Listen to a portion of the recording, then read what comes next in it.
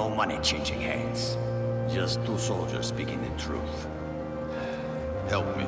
Help me to do this. That's it, I have to leave now. You don't shoot him, millions will die. Hello there, Seraphim17 once again, introducing you to my Battlefield 3 hard difficulty video walkthrough. This is the second section to Rock in a Hard Place, and we are pushing up the final flank of this level. So you're going to hit another familiar wall that you want to use as cover, and you want to just mix up your approach so when you bob up, because there's going to be a lot of enemies and they're going to be rushing really close to you because your team are setting up in a lovely defensive line here, and the AI just loves to rush your team members. And I found out after playing the game on easy, once I beat the guide, that there's a message on the loading screen that says some enemies will try to melee attack you when they get close. And on this game, the enemy melee attack is like a fucking animation. They don't just punch you, they run up and stick a knife in your chest and then pull it out.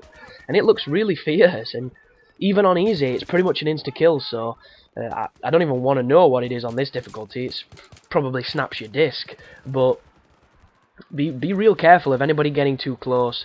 And a lot of the times they'll just shoot you, and one way of knowing somebody's too close is if you get insta-murdered without even seeing a muzzle flash, because it generally says that the guy was too close and the bullet ripped through your jaw so quickly you didn't even have time to cognitize your own death. But the whole key to this area is just pushing, staying in the cover. I do sit behind some pretty, questionable cover because some of it does get shot to shit. But just keep popping dudes. Don't rush any of this area because there's a lot of enemies. They've got a lot of different vantage points. They do seem slightly more passive than a lot of the ones you've been fighting, so that must be a crowd mechanic that DICE are using on the engine. I'm not too sure. But what's going to happen is you'll push forward after this gunfight, you'll hit a checkpoint, your team will start talking, and then a jet will fly over, and that is the initiation of the boss fight that is about to take place.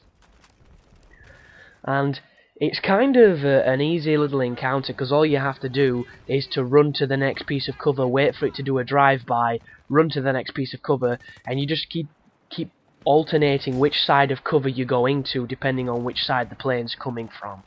So it's not the most stressful encounter, but if you're not in the right piece of cover at the right time, you will get instantly killed by the raising of the plane. So just be very, very careful of that. Very conscious that at the end of the day, this is high velocity rounds coming down from an aircraft. It does some fantastic things to the human body if you're a psychopath. But when the armoured vehicles turn up, just treat them like you've been treating them throughout the game. Put on your SMAW. Two shots from it will kill them. Just be careful of the second tank, because the first time I played this, when I went up to shoot it the second time, it fired its main gun at the piece of cover, completely demolished it, completely messed up my screen, and shit me up a lot. I was not expecting it to do that. But keep pushing past to the waypoint once you've defeated both the tanks, and it'll be time to talk to your team. And once again, people, I do apologise if I'm not giving the most up-to-date tips on what is happening. Aside from I just shot my own buddy there and got my face smashed in. Goodness me, that was a close one. And that's the thing with this game. Sometimes it doesn't matter. It must be something to do with the caliber of gun that they use, because that was almost a one-bullet kill that hurt me so much. And yet other times I've been hit numerous times and not taken nowhere near the same amount of damage. Like the light machine guns. The light machine guns definitely do more damage because they're a pain in the ass, and so do the shotguns. The shotguns on the level after this one, my god, you're going to have some fun with those. But this is the little dialogue. This is when the plane does the strafing run, and then this is the section where you're going to be running from cover to cover and taking him on.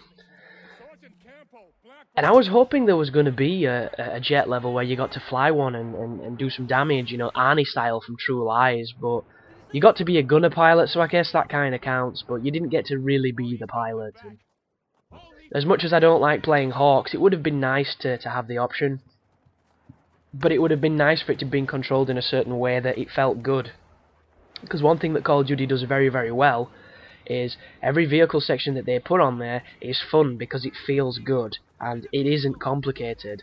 Like the chopper sections in Black Ops were super useful and super fun because the chopper felt okay. It didn't control like an Operation Flashpoint chopper where you have to use both analog as your feet and make sure you've got your navigational goggles on just to get the thing off the ground.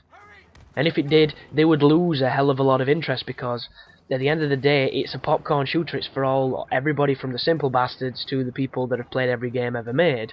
And it's accessible so anybody can play it, and it's designed in such a way that it hits a massive target audience, and that's why it makes as much money as it does.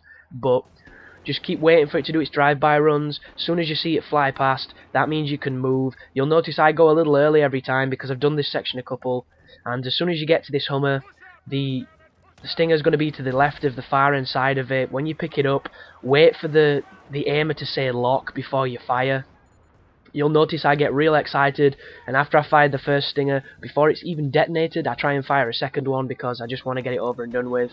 But as soon as you hit the lock on and you fire that first missile, this is effectively over and you've beaten the level.